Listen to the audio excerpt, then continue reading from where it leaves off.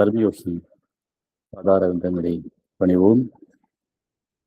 இன்றைய சொற்பொழிவுக்கு எடுத்துக்கொண்ட தலைப்பு நினைவும் செயலும். திரு கர்மியப்பார்களுடைய ஆத்ம சோதனை என்ற நூலில் உள்ள கட்டுரை.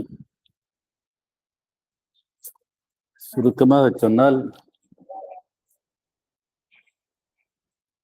நினைவு மூலம் செயல்களை சாதிக்க முடியும் என்பது சுருக்கமானது. ஆனால் இந்த நினைவு மூலம் சாதிப்பதற்குரிய நிபந்தனைகளை இந்த கட்டுரை சொல்கின்றது. ஒரு காரியம் பூர்த்தியாக நெடுநாள் அதை பற்றி நினைத்து அதன் விவரங்களை தெரிந்து கொண்டு அதை செய்ய ஆர்வம் கொண்டு ஆர்வம் குறையாமல் பல வருஷம் இருந்து பிறகு அதை செய்து முடிக்கின்றோம். இதில் சாதாரணமாக நடக்கிறது. பெரிய காரியங்களுக்கு அதிக நாளும், சிறிய காரியங்களுக்கு அதற்குரிய காரியமும் தேவை. நம் வாழ்வில் இதுவரை நடக்காத ஒன்றை திடீரெனவோ சீக்கிரமாகவோ செய்ய முடியாது. ஒரு காரியத்தை செய்யறதுன்னா அவ்வளவு சுலபம் இல்லை. நினைத்தவுடன் நம்மால் செய்யக்கூடியவை என்பவை இதுவரை நாம் தொடர்ந்து செய்து கொண்டிருக்கும் காரியங்கள் தான். வழக்கமாக செய்கிற உணவு உட்கொட்கள் மற்றது எல்லாம் இருக்குது. அப்புறம் நாம் படித்து நாம் செய்கின்ற ஏதோ பயிற்சி பெற்று வேலை பார்க்கிறோம், அந்த இருக்கலாம். அதெல்லாம் தான் நினைச்சதை ஒன்றை செய்ய முடியும். அவர்கள் துறையில ஒரு பயிற்சி பெற்றவர்கள் அவர்கள் செய்ய முடியும். இதுவரை நாம் தொடர்ந்து செய்து கொண்டிருக்கும் நினைத்தது நடந்து விட்டால் பிறகு உலகம் பிடிபடாது என்று என்பார்கள். நினைச்சது நடக்கிறதுங்கிறது பெரிய காரியம் அப்படின்னு சொல்லுவாங்க. இதுவரை படிப்பில்லாத குடும்பம் படிப்புக்கு ஆசைப்பட்டால் அது அடுத்த தலைமுறையில் நடைபெறும். அப்படிதான் நடந்துட்டு பார்க்குறோம். நம்ம இந்தியா சுதந்திரம் பெற்ற பிறகு கடந்த தலைமுறையில் படிக்காமல் விவசாயம் செய்தவர்கள், விவசாய தொழில்களாக இருந்தவர்கள் எல்லாம் இன்று படிக்கின்றார்கள். அண்ணாமலை பல்கலைக்கழகத்தை பற்றி கவி தேசிய விநாயகம் பிள்ளை பாடினார். கல்லாத இடமெல்லாம் கற்க வைத்தான் என்று அண்ணாமலை மண் என்று பாடினார். அது அப்படி நடக்குது. அதுவே அதற்கு முன்பு இந்த சூழல்ல படித்தவர்கள் குறைவு. பரம்பரையில் இல்லாத தொழில் செய்ய முனைந்தாலும் அடுத்த தலைமுறைக்கே படிப்பது வழக்கம்.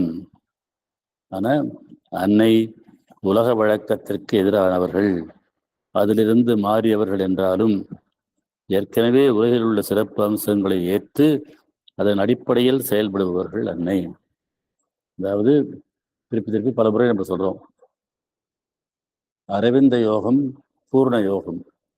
பூர்ண யோகம் நம்மை முழுவதுமாக நம்முடைய பகுதிகள், உடல், உயிர், உணர்ச்சி மையம், மனம், அங்கு அறிவு அத்தனையும் ஈடுபடுத்தி அதற்கு மேல் நமக்கு தெரியாமல் இருக்கின்ற ஆன்மாவையும் செயல்பட வைப்பது பூர்ண யோகம். அதனால அப்படி அதனுடைய இது வேற. அதனால வேறு சிறப்பு அம்சங்களை ஏற்று செயல்படுபவர் அன்னை. அப்படி செயல்படும் பொழுதும் அதிலும் அன்னை செயலுக்கு சிறப்பு இருப்பது வழக்கம். நினைத்தால் மட்டும் நடக்காது என்பது உலகம் கண்ட உண்மை. நினைத்தால் நடக்கும் என்பதும் ஆன்மீக உண்மை. சாதாரணமா தெரியறதுல அப்ப அடிக்கடி சொல்லுவார், முரண்பாடு உடன்பாடாக உலக வழக்கில நடக்காதுங்கிறதுலாம் அன்னைகிட்ட நடக்கும். வாழ்வின் அடிப்படை இயற்கை, இயற்கையின் அடிப்படை ஆன்மீகம். அதை ஏற்றுக்கொண்டால் அடுத்தபடி சொல்லியது உண்மை. நினைத்தால் நடக்கிறது எப்படி? ஆன்மீக உண்மையை ஏற்றுக்கொள்ளணும். வாழ்வின் அடிப்படை ஆன்மீகம், இயற்கையின் அடிப்படை அப்படின்னா இந்த இயற்கைங்கிறது பிரகிருதி, நேச்சர்னு சொல்லப்படுறது பிரம்மத்தினுடைய வெளிப்பாடு. பரம்பொருள் பிரம்மம், பரபிரம்மம் அப்படிங்கிற பரம்பொருள் தான் தன்னை இத்தனையுமாக வெளிப்படுத்திக் கொண்டது. நம்ம பழைய பேசுவது 1500 ரூபாய் மாதச்சம்பளம் வாங்கும் பொழுது உள்ள சிரமம் தாங்க மாட்டாமல் கஷ்டப்பட்டவரை பார்த்து 15,000 சம்பளம் வந்தால் சிரமம் விலகும் வரை என்று விலகும் அல்லவா என்றவரிடம் இதுல இந்த புஸ்தகம் 2091 முதல் பதிப்பு வந்து 1994 வந்தது. அதில் அன்றைய அப்பா சொல்ற படமெல்லாம் அன்றைய நிலையை வச்சு சொல்றதா. இன்னைக்கெல்லாம் 1500 வச்சுட்டு வாசகம் சொல்ல முடியவே முடியாது. சிரமங்கிற பேச்சுக்கே இல்லை. ஒருத்தர் வந்து சம்பளம் 1000 சம்பளத்தை வந்து கஷ்டப்பட்டு இருந்தாரு. 15,000 சம்பளம் வந்தால் கஷ்டமிக்கவில்லையா என்று ஒருவர் கேட்ட பொழுது அவர் சொன்னார், அதிக ஆசையை கூடாது, 10,000 வந்தால் போதும் என்றார். அப்ப என்ன பண்ணார் அவரு? இங்க முக்கியமா கவனிக்கணும். ஆசையை மனதிலிருந்து விலக்கி மனம் நிதானமாக இருந்த பொழுது, அதான் பேச்சோடு பேச்சாக சொல்லிய இந்த சொல் உள்ள அர்த்தத்தை கருதவில்லை. அவர் சொல்லி 3 வருஷம் கழித்து அவருக்கு நினைவு வந்தது. அவருக்கு 10,000 சம்பளம், 1500 சம்பளம் 10,000 மாறிற்று. இதுல அவரை அறியாத ஒரு உண்மை அங்க பலிச்சது, நிபந்தனை இருந்தது. என்ன? அவரு ஆசையிலிருந்து விடுபட்டார். ஆசை 15,000 நண்பர் சொன்னாரு. ஆனா இவர் எனக்கு அப்ப 15,000ங்கிறது ரொம்ப பெரிய ஆசை. அது 1000லிருந்து 15,000, 1500லேருந்து 15,000 போறது 10 மடங்கு. எனக்கு அப்படி இல்லை, 10,000 கிடைச்சா போதும், தேவைக்கு கஷ்டமில்லாம குடும்பம் நடத்துற மாதிரி அளவுக்கு 10,000 போதும்னு நினைச்சாரு. அப்ப ஆசையை மனதிலிருந்து விலக்கி மனம் நிதானமாக இருந்த பொழுது சொன்னார் அது. அப்ப 3 வருஷம் கழிச்சு அது பதிச்சிட்டு. அன்னையை அமைதியாக நினைத்த நேரம் மனம் சாந்தி அடைந்து நிலைமையை புறக்கணித்து வருத்தமும் படாத மனநிலை, அது முக்கியம். அதாவது இங்க அப்பா சொல்றது எல்லாமே அறிவிலிருந்து, உடலிலிருந்து, உணர்விலிருந்து ஆன்மாவுக்கு போற நேரம். அது ஆன்மாவுக்கு போறது. இந்த 3ஐயும் வைத்துக்கொண்டு அந்த 3ஐயும் கலந்து செல்றது. அங்க அநீதி அமைதியாக நிலைத்த நேரம் மனம் சாந்தி அடைந்து நிலையை புறக்கணித்து வருத்தமும் படாத நிலை. அதனால இப்படிதான் இருக்குது. அக்செப்டன்ஸ். அந்நிலையில் ஆசையை விலக்கி அவசியத்தை கருதிய பொழுது தானே தன் வாயில் எழுந்த சொல் பறித்து விட்டது. என்ன நினைக்கணும்? அன்னை நடக்குது என்ன? ஒண்ணு, அன்னையை நினைக்க வேண்டும், மனம் அமைதியாக இருக்க வேண்டும், வருத்தப்படக்கூடாது. அங்க மனம் வருத்தப்பட்டாக்க அங்க உணர்ச்சி மையம் வேற செய்யுது. ஆசையை விலக்க வேண்டும். எல்லாத்துக்கும் ஆசை காரணமா இருக்கும். பேராசை இருக்கு, ஆசை பேராசை ரெண்டும் இருக்கு. ரெண்டும் இல்லாம ஆசை வேறு, தேவை வேறு. ஆசைக்கு வந்து எல்லையே கிடையாது. ஆசைக்கோர் அளவில்லை, அகிலமெல்லாம் கட்டி ஆளினும் நேசித்து ரசவாத வித்தைக்கே அலைந்திடும். இது வந்து தாய்மானவர். ரசவாதம்ங்கிறது வந்து செம்பை பொன்னாக்கிற வித்தை.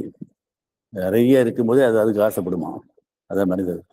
அந்த ஆசை இல்லாம ஆசை அருமீன்கள் ஈசனோடு ஆயிடும் ஆசை அருமீன்கள், திருமூலருடைய திருமந்திரம். ஆசையை விளக்க வேண்டும், அவசியமற்ற தேவையை கருத வேண்டும். அப்பொழுது எழும் சொல் அது ஆன்மீக உண்மை, அது பறிக்குமதா. ஆசையை விலக்கி அவசியத்தை கருதிய பொழுது தானே வாயில் எழுந்த சொல் பறித்து விட்டது. இந்த நிகழ்ச்சியில் இருக்கிற ஆன்மீக உண்மையை விளக்கிற சொல் கட்டுறதுதான் இந்த கட்டுரை. உலகம் பொருளால் நிர்ணயிக்கப்படுகிறது. நாம் பொருளை நம்புகிறது. லாபமானால் கருத்து சரி, நஷ்டமானால் கருத்து சரியில்லை என்பதே உலகின் நிலை. சாதாரண மனிதனிலிருந்து உலகத் தலைவர்கள் வரை இந்த நிலவி வருகின்றது. சொல்லும் விஷயம் சரியா தப்பா என்று பாகுபாடு மனிதர்களுக்கு இருப்பதில்லை. பாகுபாடுங்கிற ஒரு கட்டுரையை இதே நூல்ல இருந்து பேசணும். யார் சொல்லுகிறார்? சொல்பவர் தலைவரானால் விஷயம் சரி என்பது சாதாரண மக்கள் மனநிலையானால் நாம் ஏற்றுக்கொள்ளலாம். ஆனால் விஞ்ஞானிகள் கூட வந்து சொல்றவர் யாருன்னு பார்ப்பாங்க. சாதாரண ஒரு ஆராய்ச்சியாளன் சொல்றதை இருக்காம ஒரு பெரிய விஞ்ஞானி சொன்னா அது உண்மையா இருக்குன்னு நினைப்பாங்களாம். யார் சொல்றாங்க? அறிவுக்கு வந்து யார் சொல்றதுங்கிறது இல்லை. இவரு அண்ணாதுரை சொன்னா சொல்லுவாங்க, எவர் சொன்னால் யார் சொன்னானாலும் எவர் சொன்னார் என்பது கருதாமல் எவர் சொன்னானாலும் அவர் சொன்னது உண்மையா இருந்தால் அதை ஏற்றுக்கொள்ளுன்னு சொல்லுவார். அந்த காலத்துல சொல்லுவாங்க. உலக விஞ்ஞானிகளுக்கு ஒரு சங்கம் உண்டு. இதில் பல துறையிலும் தலை சிறந்தவர்கள் உறுப்பினர்களாக 500 பேர் உண்டு. அதன் தலைவரிடம் ஒரு விஞ்ஞான கருத்தை விளக்கும் பொழுது அவர் ஆர்வமாக கேட்டு அது புதிதாக இருக்கிறது, மிக உயர்ந்த கருத்தாகவும் இருக்கிறது, இதை நீங்கள் சங்கத்தின் முக்கியஸ்தர்களிடம் சொல்ல வேண்டும் என்றார். பிறகு இது எவ்வளவு உயர்ந்ததானாலும் யாரும் ஏற்றுக்கொள்ள மாட்டார்கள். முதன்மையானவர் ஒருவர் ஏற்றுக்கொண்டால் மற்றவர்கள் காது கொடுத்து கேட்பார்கள், இல்லையெனில் எவரும் கேட்க மாட்டார்கள் என்றார். அதான் மனித சுபாவம். பெரியவங்க சொன்னா அது சரின்னு ஏற்றுக்குவாங்க, சாதாரண மனிதன் சொன்னா ஏற்றுக்க மாட்டாங்க. அது மனிதன். இது இன்று சிறந்த விஞ்ஞானிகள் நிலை இது. விஷயம் சரியா என்பது முக்கியமில்லை, சொல்பவர் உயர்ந்தவரா என்பது முக்கியம். ப்ரெஜுடிஸ், ப்ரைட் அண்ட் ப்ரெஜுடிஸ்ல அப்பா பார்த்து கொடுத்தது. இந்த மனநிலையில் உள்ளவர்களுக்குமா தண்ணி வைக்க வேண்டியமா சுமதியை கூப்பிட்டாங்க, யாரும் கிடையாது. நினைத்தது நடக்காது. அந்த இதனால யார் பெரிய மனிதர்களுக்கு முக்கியத்துவம் கொடுக்காது. அப்படி நினைச்சது நடக்காது. விஷயம் சரி என்றால் ஏற்றுக்கொள்ளும் மனநிலையில் உள்ளவர்கள், மனத்தை முதன்மையாக கருதுபவர்கள், அவர்களுக்கு நினைத்தது நடக்கும் வாய்ப்பு உண்டு. அதாவது நான் முதல்ல சொன்னேன், அன்னை அரவிந்தர் பூர்ண யோகத்தில் 3 அறிவுக்கு முதல்ல முக்கியத்துவம் கொடுக்கணும், அப்புறம் அன்னைகிட்ட வரணும், ஆன்மாட்ட வரணும். அதனால விஷயம் சரி என்றால் ஏற்றுக்கொள்ளும் நிலை இருக்கணும். உண்மையை ஏற்றல் வேணும். ஏன்னா உண்மைதான் இறைவன், ட்ரூத் தான். Super mind is the creator. Super மைண்டுங்கிறது ட்ரூத் கான்சியஸ்னஸ், மெய். அன்னை சத்தியலோக அவதாரம். அடுப்புற தெய்வலோகங்கள்லாம் உண்டு, அதுல பொய்யும் உண்மையும் கலந்துருக்கு. அது பின்னாடி சொல்லுவார். விஷயம் சரியென்றால் ஏற்றுக்கொள்ளாமல் உள்ளவர்கள், மனதை முதன்மையாக கருதுவர்கள், அவர்களுக்கு நினைத்தது நடக்க வாய்ப்பு உண்டு. அதுவே வேதகாலத்து ஆன்மீக சத்தியம். ஸ்ரீ அரவிந்தன் அந்த உண்மையை லைவ் டிவைன் என்ற புத்தகத்தில் விளக்கியுள்ள அரவிந்தர் அவருடைய விளக்கத்தின் கருத்தை எழுதுகிறேன். மனம் உடலுக்கு கட்டுப்பட்டது என்பது சிறிய உண்மை. மனம் உடலுக்கு கட்டுப்பட்டது என்பது சிறிய உண்மைன்னா என்ன அர்த்தம்? நம்ம பிடிச்சதை சாப்பிட்றோம்.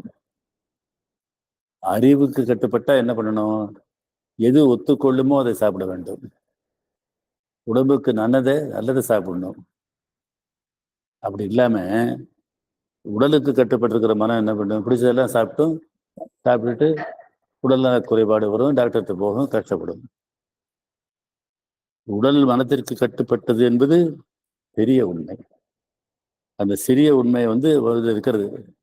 வளர்ச்சிக்கு மேலே போனா, நம்ம இதுலேயே சாதாரண மனித வாழ்க்கையிலேயே அடுத்த நிலைக்கு போனா உடல் மனதிற்கு கட்டுப்பட்டது இருக்குங்கிறது பெரிய உண்மை. அது நடக்கணும். மனம் பிரபஞ்சத்தின் பகுதி என்பதால் பிரபஞ்சத்திற்கு கட்டுப்பட்டது. இது நேச்சுரல். இது ஆனா பிரபஞ்சத்தின் மனம் தெய்வலோகத்திற்கு உட்பட்டது. அது உள்ளதான். ஆனா தெய்வலோக மனம் ஒருமையுடையதல்ல. அங்க பன்மை உண்டு. தெய்வலோகத்தை தேவர்களுக்குள்ள கருத்து மாறுபாடுகள் எல்லாம் உண்டு. ஆனா சத்திய ஜீவி ஞானம் ஒருமையுடையது.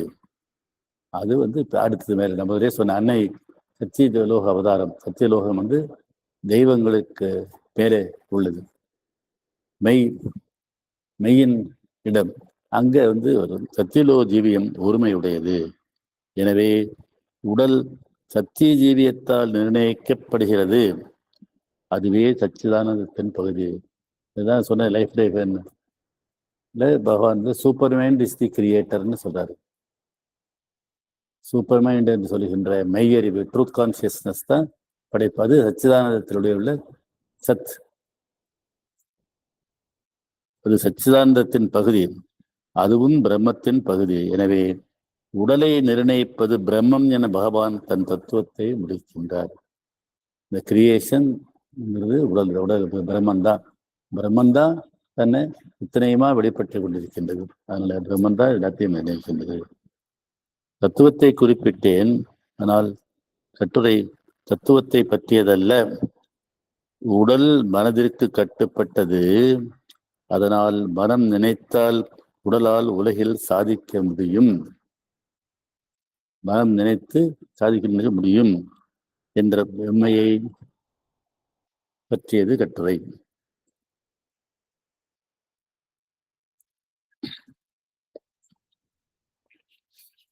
தலைப்பு நினைவும் செயலுங்கிறதா. நினைவு மூலமா செயலுக்கு போனது. ஹையர்டேருந்து லோவருக்கு போறது, லோவர்லேருந்து ஹையருக்கு போகாம இது எவல்யூஷன். அது ஹையர்லேருந்து லோவருக்கு போறது பிரதேசம்.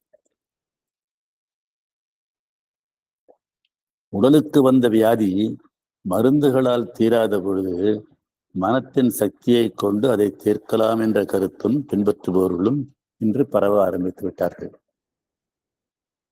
கிரானிக் ஹீலிங்னு சொல்லுவாங்க. அப்ப நிறைய எழுதியிருக்காரு. அன்னையும் அரவிந்தரும் இந்த ஆன்மீக மூலமாக நோய்களை குணப்படுத்துவதை தொகுத்து இன்டகிரல் ஹீலிங் என்று ஒரு தொகுப்பு நூல் இருக்கின்றது. அது பல பகுதிகளை நம்ம பேசியிருக்கிறோம். இன்டகிரல் ஹீலிங் இருக்குது. அது பகவான் சொல்லியிருக்கிறார், அன்னையும் சொல்லியிருக்கிறார். இது அடிப்படையை வச்சு அன்பு அமிர்தமாகி அபரிமிதம் அனந்தமாகும் அழைப்புங்கிற கட்டுரையில அப்பா அதை எழுதுறாரு. நோய்களை ஒருத்தருக்கு காதுல ட்ரம் ஒட்டையா போச்சு, காது கேட்கல, அதை பிரார்த்தனை செய்து தியானம் செய்து அன்னையினுடைய ஒளியை இங்கே நிரப்பி இது பண்ண பிறகு அதை ஓட்டை அடைபட்டு காது கேட்டது என்று. அதனால மனதின் சக்தியை கொண்டு அதை தீர்க்கலாம் என்ற கருத்தும் பின்பற்றவர்களும் இன்று பரவிவிட்டார்கள். இந்த உண்மை நமக்கு வாழ்வில் பயன்படுமா? பயன்படும் என்றால் எப்படி பயன்படும்? இது உண்மையானால் நினைத்ததெல்லாம் நடக்குமா அல்லது நிபந்தனைகளின் பேரில் ஏற்படும் நினைவு மட்டும் பலிக்குமா என்பது கேள்வி. நினைவு செயலாகும், ஆனால் நினைவு செயலாவதற்கு சில நிபந்தனைகள் உண்டு. போனது அப்படியே பார்த்தோம். உடலுக்கு கட்டுப்பட்டு இருந்தோம்னா நினைவு செயலாகாது. மனதிற்கு உடல் கட்டுப்பட்டால் நினைவு செயலாகும். நம் வாழ்வில் மனம் உடல் மனதிற்கு கட்டுப்படும் நேரங்களும் உண்டு. பெரும்பாலும் பிந்தையது உண்மை. என்ன? உடலுக்கு மனம் கட்டுப்படுறது. நான் முதல்ல சொன்ன மாதிரி பிடிச்சதை சாப்பிட்றது, உணர்ச்சி மையத்தையும் உடலையும் நாவின் சுவைக்கு அடிமையாகிறது. இதெல்லாம் அப்பாவும் இருக்கிறாரு. இவர் பசிக்கு சாப்பிடுங்க, ருசிக்கு சாப்பிடாதீங்கன்னு இருக்கிறாரு. வேதாத்திரிமா அவர்களும் அதை சொல்லுவார். அது மகிழ்ச்சியும் செயல் அப்ப எப்படி இருக்குது? நினைவால் நிர்ணயிக்கப்படும். நாம் பயிற்சியாலும் பக்குவத்தாலும் ஓரளவும் பெற முடியும். பக்தியாலும் நம்பிக்கையாலும் முழு அளவு பெறலாம். இதை பரிசோதனை மூலம் அறியலாம். நினைவால நிர்ணயிக்க முடியும். உடலை நினைவாக கட்டுப்படுத்த முடியும். அதை பக்தியாலும் இன்னும் பயிற்சியும் பக்குவம் வந்தாலும் இன்னும் மேலே போக முடியும்.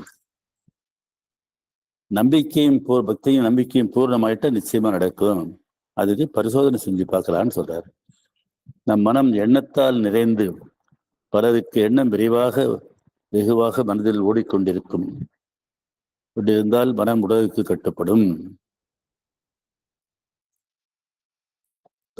நிலையில் உள்ளது என பொருள். அதாவது மனசு ஓடிட்டு இருக்கு, நிக்கிறது இல்லை அப்படின்னு சொன்னா அது உடலின் இயல்பை ஓடிட்டு இருக்கிறோம். ஆனா முனிவருக்கு மனம் மௌனமாக இருக்கும், ஓடாது. அவர் மனதிற்கும் அதிலிருந்து எழும் சொல்லுக்கும் வாழ்வும் செயலும் கட்டுப்படும். அதனாலதான் முனிவர் ஆசி பண்ணி வரம் கொடுக்கவும் முடியும், சாபம் கொடுக்கவும் முடியும். முனிவர் வரம் ஆயினா அவர் மனம் மௌனமாக இருக்கும். முனிவர் மனம் மௌனம் சித்தித்த மனம், அது இறைவனிடம் இருக்கும் மனம். நான் சொல்லியிருக்கிறேன். அப்பா எனக்கு ஒரு பிரச்சனை வந்தப்ப peace is divine, silence is காட்னே சொன்னேன். மனம் நாம் எப்படி மனிதனாகிறோம்? நாம் மனிதன் என்பது நமக்கு எப்படி தெரிகின்றது? இந்த பிரகிருதியில, இயற்கையில மண், கல் இதெல்லாம் இருக்குது, பஞ்சபூதங்கள்லாம் இருக்கு. அது உயிரற்ற நிலை, இன்கான்சியன்ட். அடுத்த விலங்குகள் இருக்குது, ஐம்பொறிகளும் ஐம்புலன்களும் உள்ள விலங்குகள், அது கான்சியன்ட். ஆனால் பிசிக்கல் கான்சியஸ்னஸ். அதுக்கு மேலே மென்டல் கான்சியஸ்னஸ் நம்ம மனம். அந்த மனம் ஓடிட்டு இருக்கிறது, ஆனால் அது உடலுக்கு தான் கட்டுப்படுகிறது. ஆனால் முனிவர் மனம் அப்படி இல்லை, அதுக்கு மேலே போகுது. அப்படி இருக்கிறனால தான் அவருக்கு வாழ்வும் செயலும் கட்டுப்படுகின்றது, அவர் சொல்வது நடக்கும்.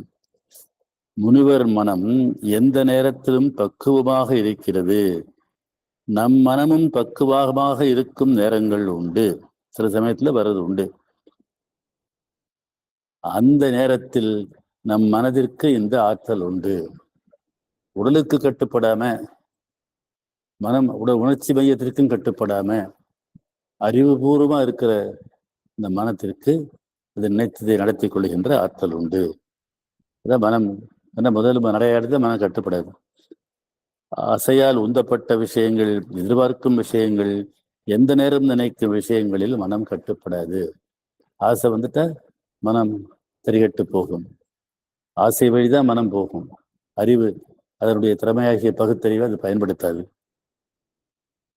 அப்புறம் எதிர்பார்ப்புகள் வேற, என்னென்ன நடக்கணும். அன்னைகிட்ட திருப்பி திருப்பி பரவ சொல்றது எதிர்பார்ப்பு இல்லாமல் இருக்கணுங்கிறதே அப்பா சொல்றாரு. அன்னை அருள் செயல்படுவதற்கு அதான் சமர்ப்பணமும் சரணாகதியும். அன்னைகிட்ட let thy will be done, not my will அப்படின்னு அன்னைகிட்ட விட்டுறது. ஆசையால் உந்தப்பட்ட விஷயங்களில், எதிர்பார்க்கும் விஷயங்கள், எந்த நேரமும் விஷயங்களில் மனம் கட்டுப்படாது. இவற்றை கடந்த நிலையில் உள்ள விஷயங்களில் நம் மனம் ஓடாது. நம் மனதிற்கு பக்குவம் இல்லை என்றாலும் இவ்விஷயங்களில் ஆசை, ஆர்வம், நினைவு மிகாத காரணத்தால் மனம் பக்குவமான மனம் போல் செயல்படும். அப்போ பக்குவம் வந்துட்டுதுன்னா அது மனம் நினைச்சது நடக்கும். அந்த விஷயங்களில் நினைவு செயலை கட்டுப்படுத்தும். ஆசையை கடந்து சென்றால், உடலின் தூண்டுதலை கடந்து சென்றால், அப்ப நினைவுக்கு நம்முடைய செயலை கட்டுப்படும். எது செய்ய வேண்டான்னு சொல்றத ஆசை தூண்டுகின்றது, உடம்புக்கு ஒவ்வாத விஷயத்தை செய்ய தூண்டுகின்றது. ஆனா அந்த ஆசைக்கு கட்டுப்படாம அறிவுக்கு கட்டுப்பட்டாக்க அங்கு நடக்கும். நினைத்தது நடக்க வாய்ப்பு உண்டு. சிலர் வாழ்வில் உள்ள உதாரணங்களை எழுதுகின்றேன். எனக்கு பென்ஷனை பற்றி எனக்கு பலபடியோ பல கருத்துக்கள் உண்டு. அதை கட்டுரையாக எழுதி இந்து பத்திரிகையில் வெளியிட்டால் பென்ஷன் வாங்குபவர்களுக்கு பயன்படும் என்று சொல்லும் சாதாரண அதிகாரி ஒருத்தர் இருக்கிறாரு. நான் வியாபாரி அல்ல, ஆனால் வியாபாரிகளுக்கு பயன்படும் கருத்துகள் பலவற்றை நான் தெளிவாக அறிவேன் அப்படின்னு ஒரு வக்கீல் சொல்றாரு.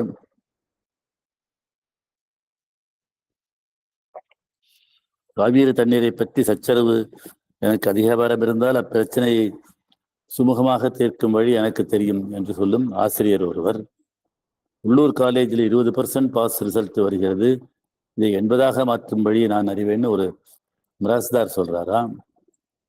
சர்க்கரை பற்றாக்குறையை தீர்க்க என்று தெளிவாக நம்பும் பொதுஜனம் ஒருவர் இது அப்ப அன்னைக்கு சர்க்கரை பற்றாக்குறை இருந்த வச்சு அப்ப எழுதுறாங்க. 94 நல்ல இடம், இங்கு ஃபேக்டரி ஆரம்பித்தால் வெற்றிகரமாக நடக்கும் என சாயக்கிடங்குக்காரர் ஒருவர். இதுபோன்று தங்கள் வாழ்வில் நேராக சம்பந்தப்படாத விஷயங்களில் தெளிவுள்ளவர்கள் பலர். அவர்கள் இந்த விஷயத்தில் பரிசோதனை செய்யலாம். நேராக சம்பந்தப்படாத விஷயங்கள், ஆனால் அவர்களுக்கு தெளிந்த அறிவு இருக்கிறது, அவர்கள் பரிசோதனை செய்யலாம். பம்பாயில் உள்ள தமிழ் பெண்மணி ஒருவர் காவிரி பிரச்சனையை மனதில் கொண்டு, ஏன் சட்டம் கோர்த்து எல்லாம் வர வேண்டும், காவிரி ஜீவநதி அல்லவா, தானே பொங்கி எழுந்தால் எப்படி இன்றைய சச்சரவு நீடிக்கும் முடியும் என்று ஆர்வமாக நினைத்தார். அந்த ஆண்டு காவிரி பெருகியது, தனக்கு அளவு கடந்த சந்தோஷத்தை தந்தது எனக்கு எழுதியிருந்தார். அவருக்கு பற்றில்லாத இடத்துல அவருக்கு முதல்ல தான் விஷயம்.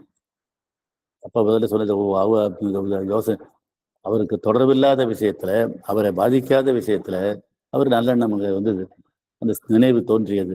அன்னைக்கு அந்த வருஷம் அவர் நினைத்தது நடந்து மழை நன்றாக பெய்து. இந்த பெங்களூர் கர்நாடகா தான் தண்ணி விட முடியாதுன்னு சொல்றதும், இது தமிழ்நாடு தண்ணி விடுங்கன்னு கேட்கறதும், அந்த இதுலேயும் அந்த கவுன்சில்லையும் வச்சாலும் தீர்வு வராமல் இருக்கிறது நிலையும் மாறிச்சு. கிருஷ்ணா நீர் சென்னைக்கு வந்தால் நல்லது என்று அதுபோலவே அப்பிரச்சனையில் ஈடுபட்ட ஒருவர் தடங்கலான திட்டம் விரைவாக முன்னேறியதைக் கண்டு ஆச்சரியப்பட்டார். அன்னை என்பவர் இப்போ உங்களுக்கு இப்போ வந்துட்டு இருக்கு, சென்னைக்கு கிருஷ்ணா நீர் வந்துகிட்டே இருக்குது.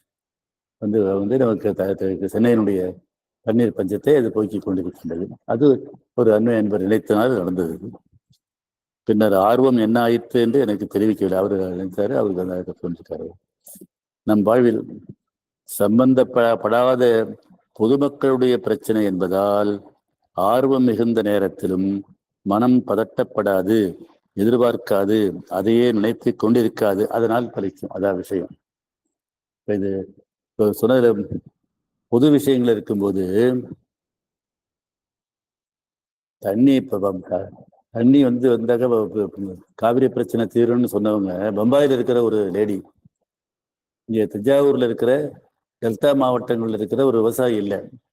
அவர் நிலத்துக்கு தண்ணி வரணும்னு நினைக்கிறது அங்கே அவருடைய இன்வால்மெண்ட் அதில் வந்துருது, அதில் ஈடுபாடு வந்தது. அப்படி இல்லாமல் நல்ல எண்ணத்தோடு அங்கே இருக்கிறவர் செஞ்சார். எந்த வீடு அது நடந்தது. அது மாதிரி ஒன்று நம் வாழ்வில் சம்பந்தப்படாத பொதுமக்களுடைய பிரச்சனைங்கிறதுனால நடந்தது.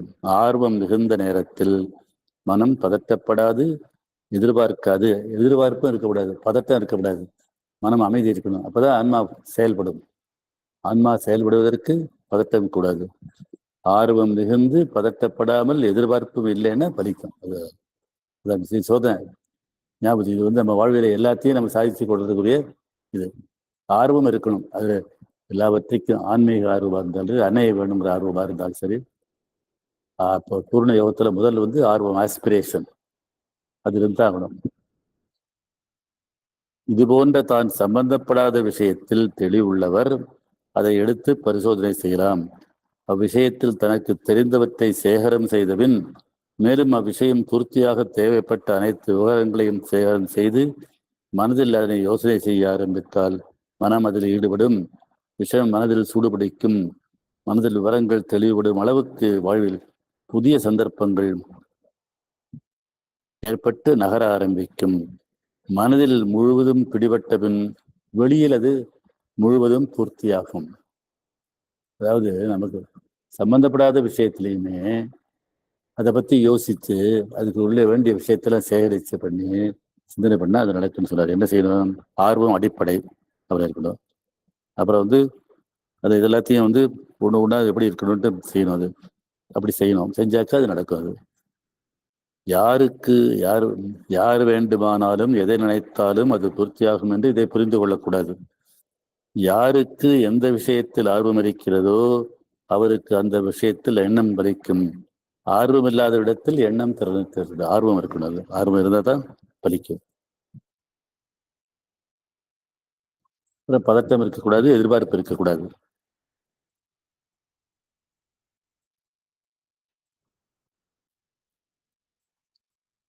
எனக்கு என்னுடைய திண்ண எண்ணங்கள்ல இது ஒரு இதாக இருந்தது.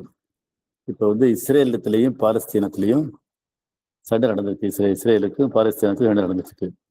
எண்ணற்ற குழந்தைகள் கூட கிட்டத்தட்ட 30,000 பேர் இறந்திருக்கிறாங்க. இதை பற்றி நான் நினைக்கிறேன், சிந்திக்கிறேன். ஆனா அங்க ஒரு எதிர்பார்ப்பு இல்லை. எதிர்பார்ப்பு அது தினம் இந்த பிரேயர் சொல்லும்போது அங்கே இஸ்ரேல் பாலஸ்தீன போரில் அன்னைய பிரதிஷ்டை செய்கிறேன். இருந்தாலும் அடிமனத்துல ஒரு பதட்டம் இருக்கிறது.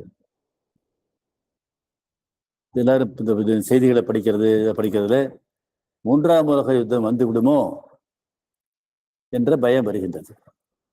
அந்த பயம் இருக்கிறதுனால இது இது வரைக்கும் பலிக்கலையோ நினைக்கிறேன். அப்ப இது படித்த பிறகு இந்த முறைகளை வச்சு அதை பரிசோதனை பண்ணி பார்க்கணும். பரிசோதனை பண்ற எனக்கு தொடர்பில்லாத விஷயம்தான் அது. அன்பர்கள் எல்லாம் செஞ்சு பார்க்கலாம்.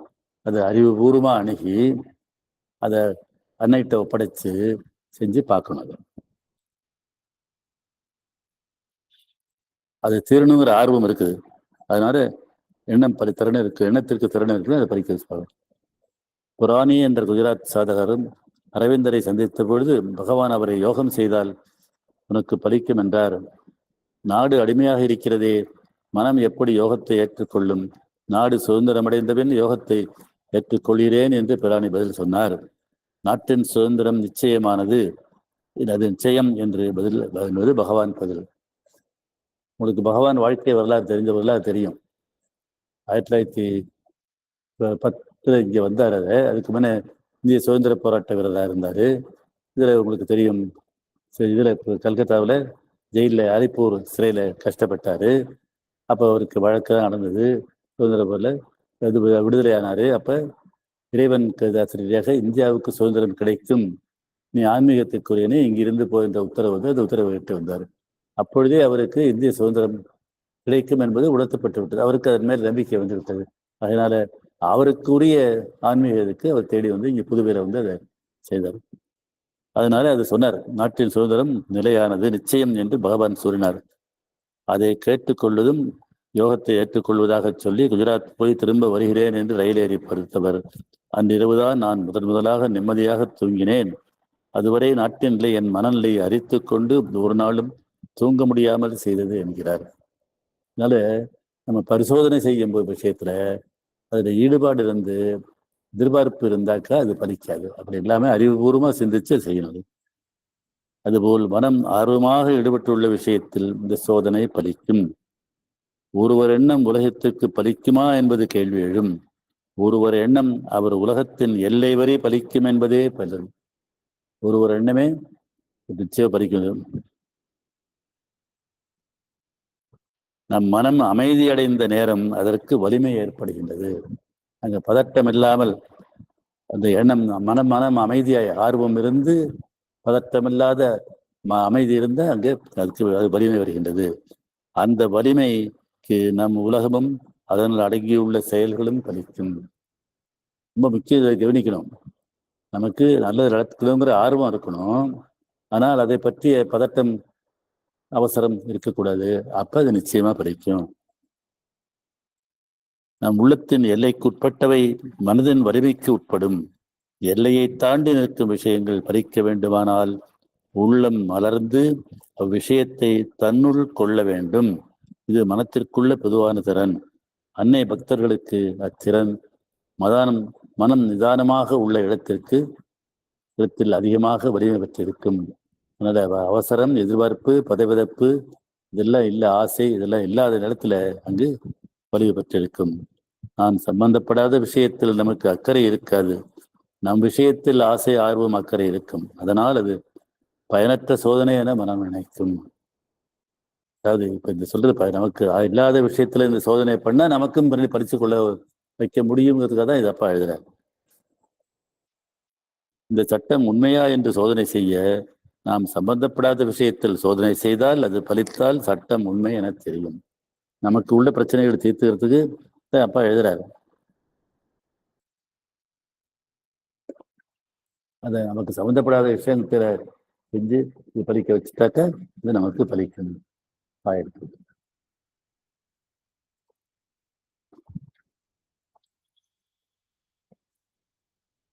அதன் பிறகு நம் சொந்த விஷயத்தில் சோதனை செய்யலாம். சோதனை பலிக்க உள்ள பாய் இருக்கு, தடுக்கு இருக்கணும். போதுமா? சரி. முதல் நிபந்தனை அவசரம், எதிர்பார்ப்பு, பதைவதப்பு கூடாது. ஆர்வம் உதவி செய்யும், அவசரம் கெடுக்கும். நம்ம நினைத்த காரியத்தை நிறைவேற்றிக் கொள்வதற்கு அவசரம், படபடப்பு இதெல்லாம் எதிர்பார்ப்பு கூடாது. பொறுப்பு அன்னைட்டு விட்டதா சமர்ப்பணம். சமர்ப்பணம்ங்கிறது let thy will be done not my will.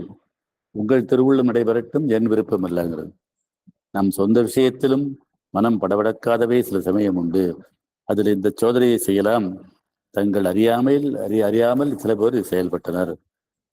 வாழ்க்கை சீரழிந்த போல் எப்படியோ 700 ரூபாய் வருமானம் ஏற்பட்டு இனி சாக வேண்டிய இல்லை என்று சமாளித்த பின் வாய் தவறி எப்படி 2-3 ஆயிரம் இல்லாமல் மாதம் போகும் என்று பேசினார். அவர் அன்னை அன்பராக இல்லாவிட்டாலும், நம்பிக்கை இல்லாதவரானாலும், அன்னையின் வட்டத்திற்கு உரியவராதலாலும், திறமை அதிகம் பெற்றவராதாலும் 2 ஆண்டுகளுக்கு பின் அவரால் நம்ப முடியாதபடி மாதம் 4000 வருமானம் எங்கிருந்தோ உற்பத்தி ஆயிற்று. குடிக்க தண்ணீர் இல்லாத ஊரில் இந்த ஊரில் 3 போகம் பயிராக வேண்டும் என்று ஒரு கூலிக்காரன் சொன்ன சொல் அடுத்த ஆண்டு பலித்தது. அந்த கூலிக்காரர் அவர் வேலை செய்தவர் தான், நிலமுள்ளவர் அல்ல. ஆனா தண்ணி கிடைக்கணும்னு அவர் நல்ல எண்ணத்துல நினைச்சாரு, அது பலிச்சது. 10% பாஸ் ரிசல்ட் வரும் பள்ளியில் ஒருவர் நம் பள்ளிக்கு 50% ரிசல்ட் வரலாம் என்றார். கேட்டுக்கொண்டிருந்தவர் எங்கள் சரித்திரத்திலேயே இல்லாத ஒன்றை எதிர்பார்க்கிறீர்கள், உங்கள் எண்ணம் பலிக்க வேண்டும் என்றால் 3ஆம் ஆண்டு பள்ளியில் 61% ரிசல்ட் வந்தது. எவரும் நம்பவில்லை. வல்லரசுகளுக்கிடையே கோல்டு வார் உள்ள இப்போராட்டம் கணத்தில் அழிய வழியுண்டு என்று ஒரு பக்தர் சொல்லியது அடுத்த ஆண்டு பலித்தது. கோல்டு வாருங்கிறது 2ஆம் உலக யுத்தம் 39லேருந்து 45 வரைக்கும் நடந்தது. அது ஹீரோஷிமா நாகசாகியில அணுகுண்டு போட்டு அதுக்கப்புறம் அதாவது நேச நாடுகளுக்கும் அச்சு நாடுகள்ங்கிற ஜெர்மனி, இது இத்தாலி, ஜப்பான் அந்த 3 நாடுகளுக்கு உள்ள போர்ல நடந்தது. அப்புறம் அந்த போர் முடிவடைந்தது. அப்ப ரஷ்யா இந்த பக்கம் தான் இருந்தாலும் கூட அதற்கப்புறம் ரஷ்யாவுக்கும் யுஎஸ் அந்த யுஎஸோட இருக்கிறது வெஸ்டர்ன் நாசா இது நேஷனல் வரல அட்லாண்டிக் சொல்லி சொல்ற நேட்டோ நாடுகளுக்கும் இடையே கோல்டு வார் இருந்துகிட்டே இருந்தது. ஆனால் அது ஒரு நிலைமைக்கு வந்தது.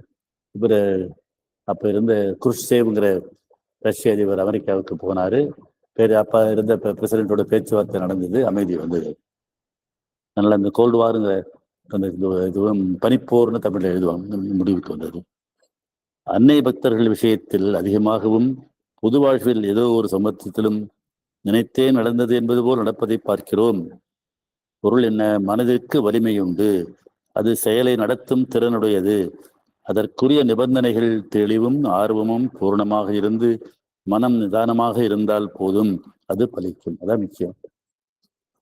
நம்ம நினைச்ச நல்ல காரியம், தெளிவு ஆசையற்ற காரியம், நமக்கு தேவையான காரியம், பதட்டம் இல்லாம எதிர்பார்ப்பு இல்லாம ஆர்வம் இருந்தால் அது நிச்சயம், நிதானம் இருந்தால் அது பலிக்கும். இந்த நிதானம் இதெல்லாம் அன்னை சிம்பல்ல இருக்கிற ஒளிவட்டத்தில் இருக்கிற 12 இருக்கிற முக்கியமான குணங்கள்ல ஒண்ணு. அன்னை மீது நம்பிக்கை இருந்தால் அதிகமாக பலிக்கும். அப்பா சொல்றது அன்னை நம்பிக்கை இல்லாமலே மற்ற நிபந்தனைகளை பூர்த்தித்தாலே அது பலிக்கும். அன்னை வரும்போது ஆன்மீகமாக சேர்ந்த போது இன்னும் நிச்சயம் பலிக்கும். வாசனை தேவியம் செய்தல், வேலைவாய்ப்பு உற்பத்தி செய்தல், நாடு முன்னேறுதல், விவசாய கடன், கம்ப்யூட்டர் சாப்ட்வேர் ஏற்றுமதி, எலக்ட்ரிக் கார் வந்தாச்சு. ஏன்னா புவி வெப்பமாதல் குளோபல் வார்மிங்கு காரணம் இந்த நிறைய பெட்ரோலியம் பொருட்கள் மூலம் வருகின்ற கழிவு தான். அது இருந்து வரணும்ட்டு போனாக்கா புவி வெப்பமாதல்ல மிக மோசமான நிலை ஏற்படும்ட்டு விஞ்ஞானிகள் சொல்லியிருக்கிறாங்க. இப்போ எலக்ட்ரிக் பஸ்ஸில் வந்தாச்சு.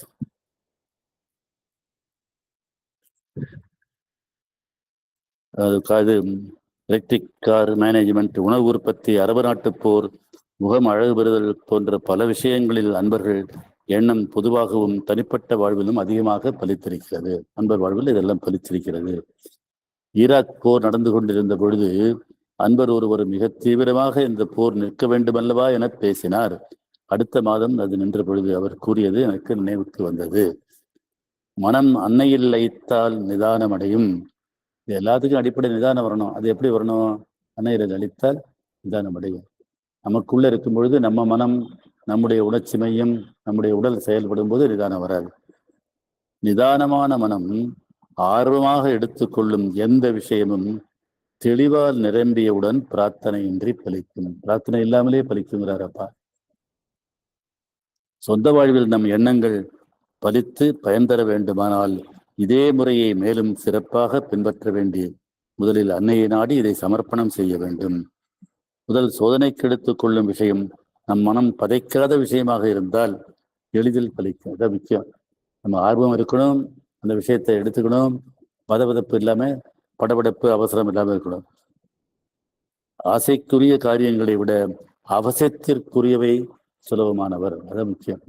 ஆசை கீழ் இயல்பு, தேவைங்கிறது மேல் இயல்பு. அவசியமானவை சுலபமாக பலிக்கும் என்பதால் அது போன்ற காரியங்களை தேர்ந்தெடுக்க வேண்டும். அன்னையை வணங்கி மனதில் அவர் அன்னை நினைவை நிரப்பி எடுத்த காரியத்தை சமர்ப்பணம் செய்து மனம் நிறையும் வரை காத்திருந்தால் மனம் நிதானமடையும். நிதானம் முக்கியம். இந்த நிதானத்துக்கும் உள்ள வழியே அப்பா சொல்றார்கள். அன்னையை வணங்கி மனதில் அவர் நினைவை நிரப்பி அன்னையை அழைத்து எடுத்த காரியத்தை சமர்ப்பணம் செய்து சமர்ப்பணம்ங்கிறது பொறுப்பு அவர்கிட்ட ஒப்படைக்கிறது. அப்ப தானாவே சமர்ப்பணம் ஒப்படைக்கும் போது எதிர்பார்ப்பு இல்லை. Let thy will be ton, உங்கள் திருவுள்ளம் நடைபெறட்டும், என் விருப்பம் இல்லைன்னு சொல்லும் போது நம்ம அறிவு அங்கேருந்து விலகிடுது. மனம் நிறையும் வரை காத்திருந்தால் மனம் நிதானமடையும். மனம் நிதானமடைவது மனம் நிறைவதற்கு அறிகுறி. நாம் எடுத்துக்கொண்ட காரியம் திருமணம், வீடு கட்டுவது, வேலை பெறுவது போன்ற எதுவானாலும் அதன் பகுதிகளை மனதில் கொண்டு வந்து நமக்குரிய தெளிவை சோதனை செய்து அடிப்படையான நம்பிக்கையில் தவறு இருந்தால் விலக்கி, விஷயம் குறைபாடாக இருந்தால் அதை நிறைவு செய்து தெளிவை பூர்ணமாக்கி கொள்ள வேண்டும். இது அறிவுபூர்வமாக நம்ம செய்ய வேண்டியதெல்லாம். எந்த விஷயம், கல்யாணம் நடக்கணும், வீடு கட்டணும், அதுவும் தேவைக்குள்ளதா இருக்கணும். இருக்கிற சின்ன வீடு இருக்கு, எனக்கு என்ன பெரிய பங்களா வேணும்னு நினைக்கிறது வேற. அன்னை பங்களாவே கொடுப்பாங்க. நான் பல முறை சொல்லியிருக்கிறேன். அன்னை தியான மையத்தை இதே மாரியப்பா நகர்ல மற்ற இதுல சி டைப் வீடு மாடியில கீத்து கொட்டை போட்டு நடத்திட்டு இருந்தோம். அன்னை மெயின் ரோட்ல வருவதற்கு எளிதாக பெரிய ஹாலோட 2 அன்னை இதை கொடுத்தாங்க. அதான் அன்னை. இந்த மாதிரி வேலை பெறணும், வேலை இல்லாமல் இருக்கிறதுக்கு தகுதியெல்லாம் இருக்குது. ஆனால் வேலை வரணும், நல்ல வேலை வரணும். எதுவானாலும் அதன் பகுதிகளை மனதுள் கொண்டு வந்து நமக்குரிய தெளிவை சேதனை செய்து அதுக்காக அந்த பதட்டம்லாம் இல்லாமல் தெளிவு வரும். அடிப்படையான நம்பிக்கைகளில் தவறு இருந்தால் விலக்கி, இது நிறைய சொல்லியிருக்கிறாரு. வேலை கிடைக்குன்னு சொல்லி சொந்த ஊர்ல தான் வேலை பார்ப்பேன் அப்படிங்கிறது இருக்கும். இன்னும் வேலை தான் பார்ப்பேன்னு வைக்காது. அன்னை கொடுப்பதை ஏற்றுக்கொள்வேங்கிறது அங்கே இல்லை. அன்னை வேலை செய்வதற்கு தடை கொடுத்து வச்சிருக்கோம். நம்ம அவ்விஷயம் குறைபாடாக இருந்தால் அதை நிறைவு செய்து, அது என்ன நமக்குள்ள திறமைகளில் குறை இருந்தால் திறமையை பூர்த்தி செய்து கொள்ள வேண்டும். இங்கே பல பேரை சொல்லியிருக்கிறேன். இங்கே வர்ற இன்ஃபர்மேஷன் டெக்னாலஜி இருக்கிறவங்கெல்லாம் அவங்களுடைய திறமையை பூர்த்தி செய்வதற்காக சர்டிஃபிகேஷன் சொல்லிடுவாங்க. வேலை பார்த்துக்கிட்டே அதில் புதிய ஃபீல்டில் அதுக்கு ஆன்லைனில் படித்து அவங்க திறமையை பூர்த்தி நிரப்பிக் கொள்வார்கள். அப்போ அவங்க திறமை உயர்ந்து விடுகின்றது. இது நிறைவு செய்து தெளிவை பூரணமாக்கி கொள்ள வேண்டும். தெளிவு பூரணமானவன் ஈடுபாட்டை அதிகப்படுத்தி அது பூரணமானும் காத்திருந்தாக வெற்றி நடக்கும். ஈடுபாடு பூர்த்தியானால் காரியம் தானே பூர்த்தியாகும். ஒரு விஷயம் நிறைவேறினால் அடுத்த விஷயங்களை எடுத்துக் கொள்ளுவன் நம் விஷய ஞானத்தையும் படபடப்பையும் ஈடுபாட்டையும் ஆராய்ச்சி செய்வது நல்லது. எந்த விஷயங்களில் இவை தெளிவாக இருக்கின்றனவோ அங்கு இந்த சோதனை கிடைக்கும். அதனால அன்னையை ஏற்றுக்கொண்டவர்கள் இந்த முறைகளை பின்பற்றினால் எதுவெனால் நடக்கும். எம்ஏ எடுக்க முடியாது என்று தீர்மானமாக நம்பியவர் PhD எடுக்க உதவியது இந்த முறை அவருக்கு வந்தது. முறையில் எப்பொழுதும் குறை வராது. குறை என்பது காரியம் பூர்த்தியாகவிட்டால் குறை தெளிவில் இருக்கும். நமக்கு தெளிவில்லாமல் இருக்கும், நிதானத்தில் இருக்கும், ஈடுபாட்டில் இருக்கும், அல்லது நம்பிக்கையில் இருக்கும். குறையில்லாத நிறைவை பெற்றுத்தரும் முறை என்பதால் இம்முறை குறை தவற வழி இல்லை. சொல்ல போனால் குறையையும் நிறைவாக மாற்றும் முறை இது. அதனால நம்ம இந்த அன்னையை ஏற்றுக்கொண்டவர்கள் இந்த முறையில பின்பற்றினால், இந்த முறையில பின்பற்றும் பொழுது எதுல வேணாலும் இதை பரிசோதனை பார்க்கலாம். நினைவு செயலாகும். வரிசையா முதல்ல சொன்ன மாதிரி ஒன்று ஒன்றாக எடுத்து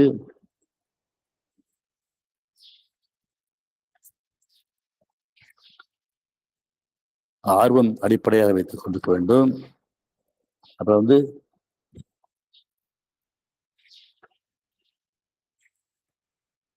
மனம் அமைதி அடைய வேண்டும். பதட்டம் கூடாது, வருத்தப்படக்கூடாது. ஆசையை விலக்கி தேவைக்கு ஏதாவது பார்க்கணும். அவசியத்தை இதை கருதணும். அப்ப சொற்கள் எல்லாம் இது பண்ணி அன்னையை அழைத்து வணங்கி பக்தியால் இது பண்ணா நிச்சயமாக நடக்கும். அதனால நினைவு அன்னையை ஏற்றுக்கொண்டவர்கள் அந்த முறைகளை பின்பற்றினால் நினைத்ததெல்லாம் நிச்சயம் நடக்கும். அது முடியும். பழைய இது ஒரு எம்ஜிஆர் பாட்டு நினைக்கிறப்படுது, நினைத்ததை முடிப்பவன் நான் நான் அப்படின்னு ஒரு பாடுற மாதிரி வரும். அதே மாதிரி அன்னை நம்ம நினைத்ததை முடிப்பார்கள். ஆனா அதற்கு நிபந்தனைகள் உண்டு. அது ஆசையற்றது தேவையாக இருக்க வேண்டும். மனதில் அதை பற்றிய தெளிவு இருக்க வேண்டும். பதட்டம் இருக்கக்கூடாது, எதிர்பார்ப்பு இருக்கக்கூடாது. அதுதான் சமர்ப்பணம். அப்படி செய்யும் பொழுது அது நிச்சயமாக நினைவு செயலாகும். அது எந்த நினைவாக இருந்தாலும், அப்பா சொன்ன மாதிரி காவிரியில் பெறுகின்ற வெள்ளமாக இருந்தாலும் சரி, சென்னைக்கு தண்ணீர் வருகிறதா இருந்தாலும் சரி, ஏன்னா நமக்கு அங்கே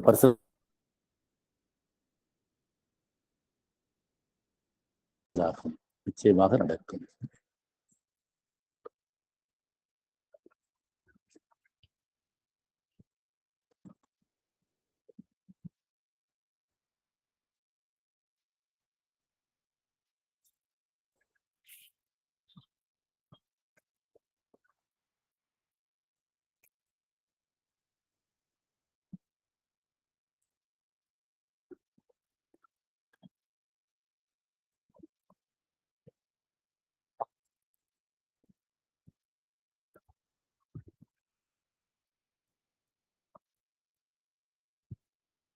சுகுமார்.